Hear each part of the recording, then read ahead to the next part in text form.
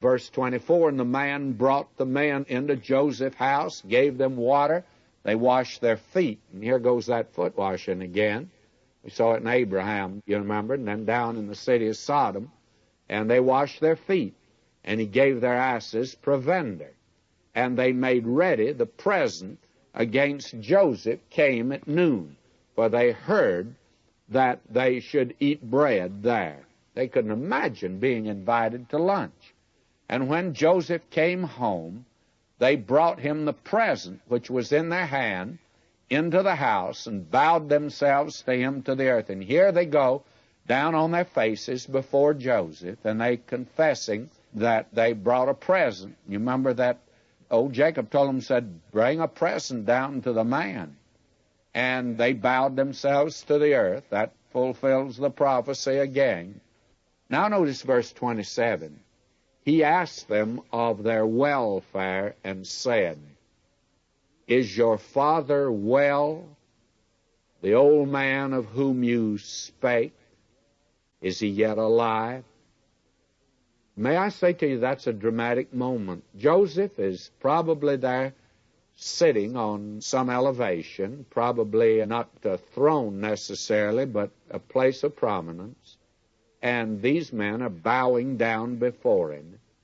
Now they get up, and Joseph looks at them right in the eye, and they look at him. And he says to them, is your father, the old man of whom ye spoke, is he yet alive? How is he? You see, he's interested. After all, he's his father also. And they answered, thy servant, our father, is in good health. He's yet alive.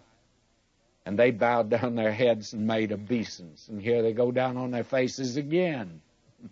I'd love to have had a picture of that, wouldn't you? These brethren, and Benjamin's with them now, and he goes down too now, because after all of them went down. Notice what he did. And he lifted up his eyes, and he saw his brother Benjamin, his mother's son.